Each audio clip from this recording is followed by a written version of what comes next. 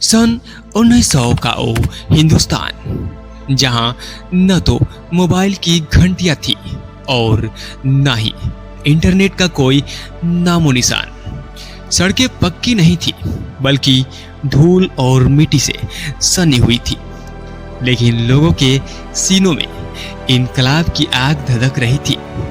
हमारे किसान धरती का सीना चीरकर अनाज उगाते थे, मगर उस फसल पर हक और हुकूमत अंग्रेजों की होती थी।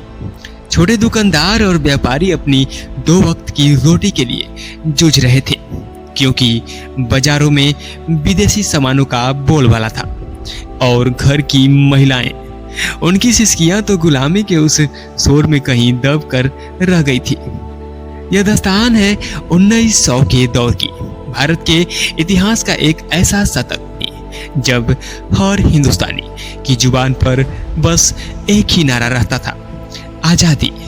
लेकिन यह कहानी सिर्फ सियासी जंग की नहीं है, यह गाथा है उन करोड़ों भारतवासियों की जो अपनी जिंदगी की हर जंग को हर रोज लड़ा करते थे। बदन पर फटे पुराने चिथड़े, भूख से सिकुड़ा हुआ पेट, नंगे पांव और आंखों में आजादी की लड़ाई में अपनों का खोने का दर्द। लेकिन इन तमाम मुसीबतों के बाद भी उनके चेहरों पर एक उम्मीद की मुस्कान जिंदा थी। आखिर कैसा था हमारे पूर्वज का वो जीवन? सन 1900 में भारत का माहौल, लोगों का रहन सहन और रोजगार कैसा था? लोग कितना कमाते थे और कैसे गुजारा करते थे?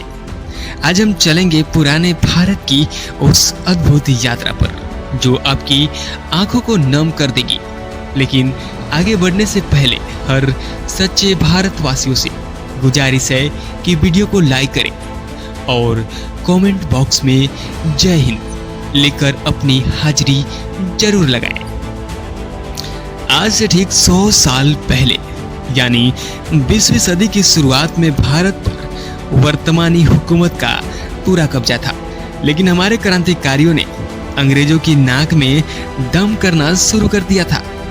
कहीं बंगाल की तंग गलियों में बगावत की लपेटें उठ रही थी, तो कहीं महाराष्ट्र में समाज सुधार का शंखनाद हो रहा था।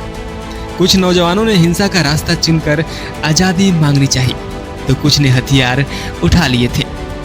मगर आजादी के जुनून के साथ साथ पेट की भूख मिटाना भी जरूरी था। उस वक्त लोग मुख्य रूप से दो ही काम करते थे, या तो खेती बाड़ी या फिर कारखानों में मजदूरी। असल में उस दौर में अंग्रेजों ने देश के बड़े हिस्सों में अपनी मिलें, फैक्ट्रियां खोल रखी थी और वहां भारतीय मजदूरों से 17 से 18 घंटे जानवरों की तरह काम लिया जाता था और बदले में मिलता था नाम मात्र का वेतन। आंकड़े बताते हैं कि उस समय एक मजदूर को दिन भर हाड़ तोड़ मेहनत के बदले सिर्फ 20 से 30 पैसे ही मिलते थे, जिससे 2 वक्त का खाना जुटाना भी मुश्किल था। वहीं गांव की बड़ी आबादी खेती पर निर्भर थी। वो महीनों खून पसीने एक कर कर अपनी छोटी सी जमीन पर फसल उगाते, लेकिन अंग्रेज उसे कौड़ियों के दाम खरीदकर ब्रिटेन भेज देते थे। जो कुछ थोड़ा बहुत पैसा बचता उसे साहूकार ब्याज के नाम पर छीन लेते थे, क्योंकि उस जमाने में शायद ही कोई ऐसा किसान होगा जिस पर कोई कर्ज ना हो। इसके बाद भी अंग्रेजों को लगान चाहिए होता था। अंत में जो बचता था उसी तंगी में उन्हें अपनी जिंदगी काटनी पड़ती थी। उस समय भारत के मुख्य तौर पर चावल, गेहूं, ज्वार, बाजरा, कपास, नील, चाय, गन्ना और मसालों की पैदावार होती थी। इसके अलावा छोटे व्यापारियों की हालत भी बहुत खस्ता थी, क्योंकि अंग्रेज अपनी विदेशी उत्पादों को भारत के बाजारों में भर रहे थे। और इसी को रोकने के लिए 1920 में महात्मा गांधी ने विदेशी सामानों के बहिष्कार के लिए असहयोग आंदोलन छेड़ा था, जिससे अंग्रेजी हुकूमत की नींव हिल गई थी। हालांकि बाद में किसी वजह से गांधी जी को यह आंदोलन वापस लेना पड़ा था। उधर अंग्रेज ने भारत के राजा रजवाड़ों से भी भारी टैक्स वसूलना शुरू कर दिया था, जिससे भारत का खजाना लुटकर उसके पास जमा हो रहा था और सोने की चिड़िया कहा जाने वाला हमारा देश कंगाल होता जा रहा था। उस दौर में कागज के नोट बहुत कम दिखते थे, ज्यादातर सिक्कों की खनक ही सुनाई देती थी। आज की तरह तब लोगों के पास बैंक बैलेंस नहीं होता था। अगर किसी के पास 4 से 5 रुपए के सिक्के जमा होते थे तो उन्हें मिट्टी के घड़े में डालकर घर की जमीन या खेतों में गाड़ दिया करते थे, क्योंकि तब बैंक या लॉकर जैसी सुविधाएं आम नहीं थी।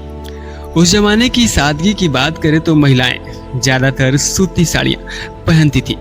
हर राज्य में साड़ी पहनने का ढंग जरूर अलग था, जैसे कि आप इन पुरानी तस्वीर को देख सकते हैं। वहीं गांव के पुरुष धोती कुर्ता पहनते थे, जबकि शहरों में कुछ लोगों ने फैक्ट्रियों में काम करने के आसानी के लिए कोट पैंट पहनना शुरू कर दिया था। छोटे बच्चे तो अक्सर निक्सर में ही खेलते नजर आते थे। कपड़े खरीदना उस वक्त का एक विलासिता थी, इसलिए आम आदमी के पास बमुश्किल 2 या 3 जोड़ी कपड़े होते थे, जिन्हें वे बरसों बरस चलाते थे।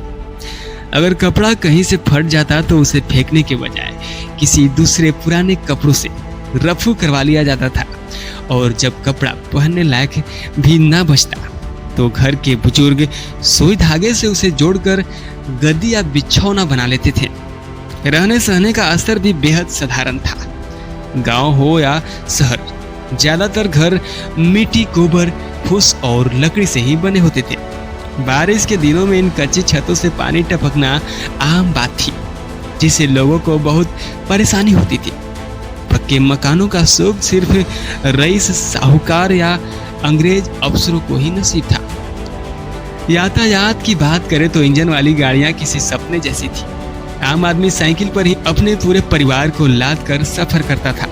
सामान ढोने के लिए बैलगाड़ी या घोड़ा गाड़ी सहारा लिया जाता था।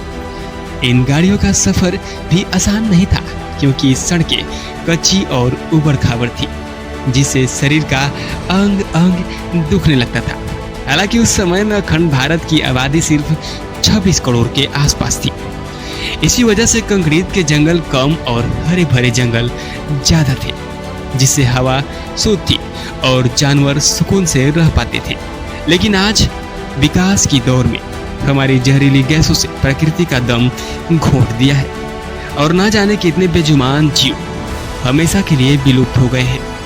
आइए अब इतिहास के पन्नों को पलटते हैं और कुछ ऐसी दुर्लभ तस्वीरें को दिखाते हैं जो शायद हमारी यादों से धुंधली हो चुकी है।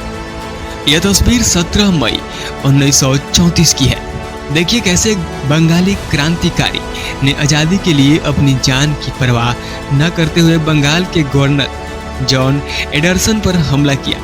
यहाँ पुलिस इस वीर को पकड़ ले जा रही है। अगली तस्वीर 10 अगस्त 1942 की है, जब अंग्रेजों ने गांधी जी और कांग्रेस के बड़े नेताओं को गिरफ्तार कर लिया तो जनता सड़कों पर उतर आई। भीड़ को काबू करने के लिए पुलिस ने आंसू गैस छोड़ी, जिससे बचने के लिए लोग जमीन पर लेटे हुए दिखाई दे रहे हैं। यह ऐतिहासिक तस्वीर 21 अगस्त 1947 की है, जब आज़ादी मिलने के बाद मुंबई की सड़कों पर हिंदू, मुस्लिम, सिख और ईसाई सभी धर्मों के लोग एक साथ जश्न मना रहे थे। इस तस्वीर में आप बापू को चरखा चलाते हुए देख सकते हैं। वहीं यह तस्वीर 26 अप्रैल 1926 की है, जब कोलकाता में भड़के सांप्रदायिक दंगों को रोकने के लिए ब्रिटिश पुलिस तैनात थी। यहाँ महात्मा गांधी लॉर्ड माउंटबेटन और उनकी पत्नी के साथ नजर आ रहे हैं। माउंटबेटन ब्रिटिश इंडिया के आखिरी वायसराय थे, और यह दृश्य महात्मा गांधी की अंतिम यात्रा का है। कहा जाता है कि बापू को विदा करने के लिए उस दिन 5 लाख से ज्यादा लोग उमड़ पड़े थे, और हजारों ने शौक में अपने सिर मुंडवा लिए थे। यह 1915 की तस्वीर है, जब मुंबई के रेलवे स्टेशन के पास ट्रम चला करती थी, और यह 1946 का वो काला दौर है जब जिन्ना की डायरेक्टर एक्शन की मांग के बाद कोलकाता में भयानक दंगे हुए, जिसमें 2000 से ज्यादा लोग मारे गए और हजारों लोग घायल हुए। अब जरा इस जज्बे को देखिए।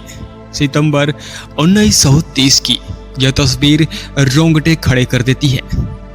मुंबई के मार्केट में विदेशी कपड़ों से लदी एक बैलगाड़ी आ रही थी। तभी एक भारतीय आंदोलनकारी उस गाड़ी के आगे लेट गया ताकि विदेशी सामान बाजार में ना बिक सके और देश में स्वदेशी अपनाया जाए। तमिलनाडु की इस तस्वीर में देखिए, एक नन्ही बच्ची मीलों चलकर पानी के 2 घड़े भरकर ला रही है। उस दौर में घर घर नल नहीं होते थे। बच्चे, बूढ़े और खास तौर पर महिलाएं पानी लाने के लिए रोज कई मील का सफर तय करती थी।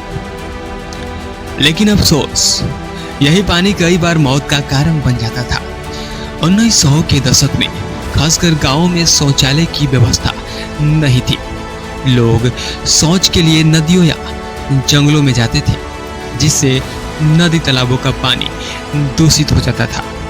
मजबूरी में लोग उसी गंदे पानी को पीते थे, जिससे हैजा और जानलेवा बुखार जैसी महाबीमारियां फैलती थी और इलाज के अभाव में लोग दम तोड़ देते थे।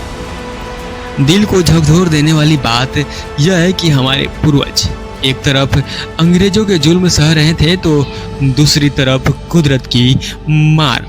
लोगों के दिलों में एक दूसरे के लिए बेशुमार प्यार और हमदर्दी थी, लेकिन गरीबी ऐसी थी कि चाह कर भी कोई किसी की मदद नहीं कर पाते थे। हर साल लाखों लोग भूखमरी से तड़प कर मर जाते थे, क्योंकि उनके पास खुद के पेट भरने के लिए भी दाने नहीं होते थे। मगर हमारा भारत एक महान देश है। यहाँ के वीरों और क्रांतिकारियों की त्याग और बदौलत के उस अंधकार से बाहर निकले। 1947 में जब गुलामी की बेड़िया टूटी, तब जाकर देशवासियों ने खुली हवा में सांस ली। एक वो दिन था जब हम अंग्रेजों के सामने लाचार थे, और एक आज का दिन है जब भारत ब्रिटेन को पछाड़कर उससे कहीं आगे निकल चुका है।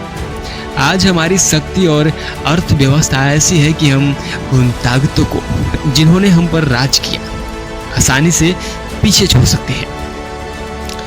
तो दोस्तों, आज के लिए बस इतना ही।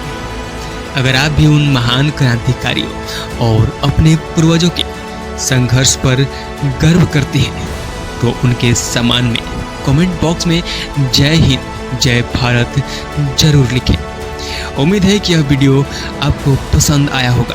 इसे लाइक करें और शेयर करें ताकि हमारे महान भारत का यह इतिहास हर देशवासी तक पहुंच सके। ऐसी ही दुर्लभ कहानियों के लिए चैनल को सब्सक्राइब करके बेल आइकन को जरूर दबाएं। धन्यवाद।